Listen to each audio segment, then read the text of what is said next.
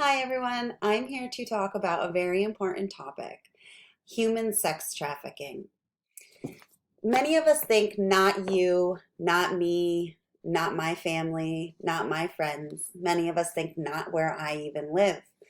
Unfortunately, what if that's not true? What if it is in your own backyard? What if it is hiding right behind you? And what if it is the scariest thing you've ever had to deal with? A little story to show you guys how relevant human sex trafficking is. Just last year, July of 2021, 8 gang members were arrested in Albany for human sex trafficking. They were charged with rape, sodomy, false imprisonment, trafficking, sexual brutality, and pimping, right here in our own backyard. Now, go back to that not you, not me, or what if. Being a teen mom for myself, I have a 12-year-old daughter. Right here you can see some pictures of her and one of me and her. And then you see Albany. And you think, well, I think, not me, not her. But you never know. With puberty comes hormones, with hormones comes arguments. With all of that comes the self-worth of, am I worth something? Does anybody love me? All this causes teens to unravel and to want to escape the reality of their own life. Running away is a big thing teen girls will do in order to get away from their parents or to deal with their emotions. They think they need to run away, which makes them a prime target for sex trafficking.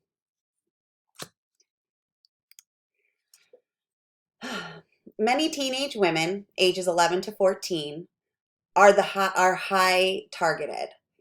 Runaways that are deceived by trust, low income, believing they have no choice other than to sell themselves for money, or being convinced or forced into something that they didn't want to do by somebody they didn't even really know, forcing themselves to have a life they didn't want to have.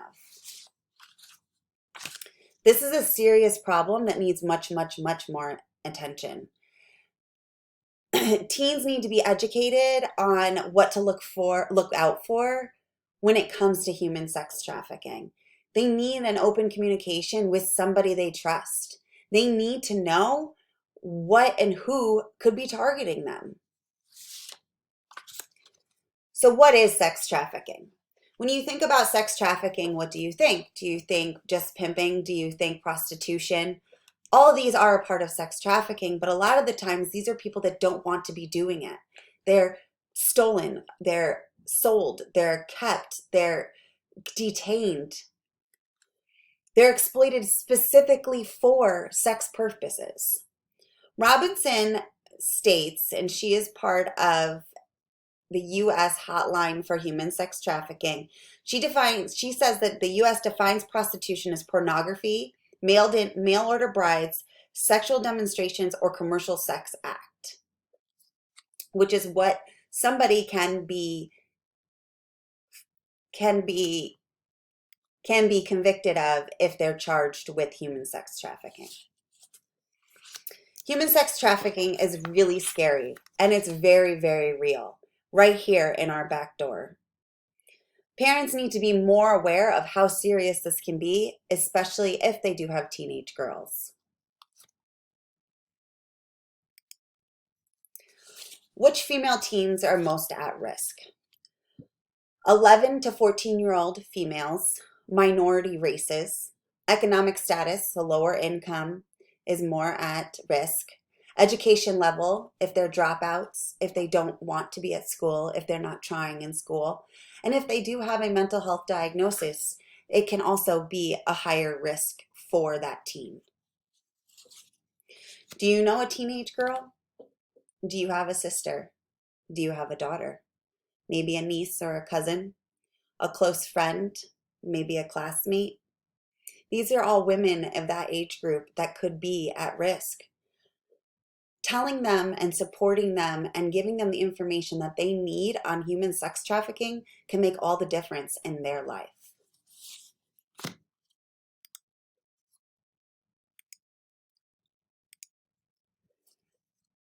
According to the National Hotline, in 2019, every one of our 50 states had a case that was convicted for human sex trafficking.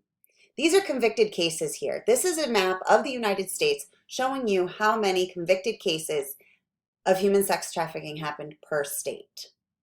If you look at this, how do you feel knowing that we live in New York State? We are one of the highest states. Also, did you know that 1 in 6 teen runaways is sex trafficked in the United States? That was also on the National Hotline Case website. Here's a real story from a girl whose name did not want to be identified, but she went by Jennifer. I found this story on a video called Human Trafficking. She was a runaway.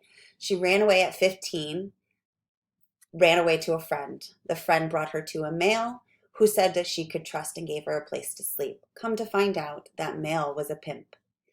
The man ended up pimping her out, held her against her will, and kept her drugged and in a room with just a mattress and a bowl to poop and pee in. She was forced to have sex with many men daily, and the pimp would never let her leave, and he threatened her, stating that if she tried to leave, he would kill her mother and sister. This poor girl, Jennifer, was locked in a room for almost a year before she was able to escape her taker. This happened right in Midwestern United States in the Chicago area. This young 15-year-old girl ran away because she was mad at her mom and ended up spending a year of her life in what was probably one of the hardest things of anyone's life. Without conversation and without knowledge, teens can be targeted by a predator. Teens will lose who they are. They're never going to be the same person again. And teens will become something or someone that they don't want to be. They'll never get that same girl back. Well, what can we do? What can we do? We can advocate, spread the information that we know, talk about it with teens, educate each other, mothers educating mothers, aunts educating aunts, sisters educating sisters, sisters educating dads, dads educating cousins. I mean, really, if you just have the conversation, friends educating friends. Be aware of what's happening around you. If your child is becoming upset, maybe talk to her. If a friend, family friend, you feel like they're getting to the point where they want to run away, have a conversation. But open that conversation, open that communication with the teen. Teens need to be aware that it is a domestic issue, that it's right here in the United States, that it's real. They need this knowledge to keep them safe. Ways that you can inform, ways to get the information out. This is also by Robinson. Word of mouth, easy as a conversation. Public service announcements. According to the National Organization for Human Services, public service announcements is one of the biggest things that help with communication, such as the billboard you see here on the page. Workshops for parents and teens, and getting that information to homeless shelters. Runaways will go to homeless shelters. If they have the information, they're more apt to be aware of what's going on around them. Raising your voice for the cause and having the conversation is something extremely uncomfortable that can make a massive difference in one person's life. That conversation can change the outlook of human trafficking for one person. Keep up on your local cases. I was unaware of the Albany case that happened last year, and I have a teenage girl. Are you aware of what's going on around you? Are you aware of the sex trafficking that can be in your local area? This is something that we can do, and communicate it with people you know. Sharing and giving this information to teens can make a big difference in their lives and yours. We cannot stress enough, and Dr. John King from the Stop Trafficking movement says being open, being communicative, being aware, and most of all, being uncomfortable is what can help save a teenager's life. The fact that the sex trafficking is all around you needs to be more out there. It needs to be more communicated throughout the culture and society of what we relive. Now, imagine how a teen could still be laughing with her friends, playing sports in school, and finding her own personality, all because she was aware of a predator that could have changed her life for the worst.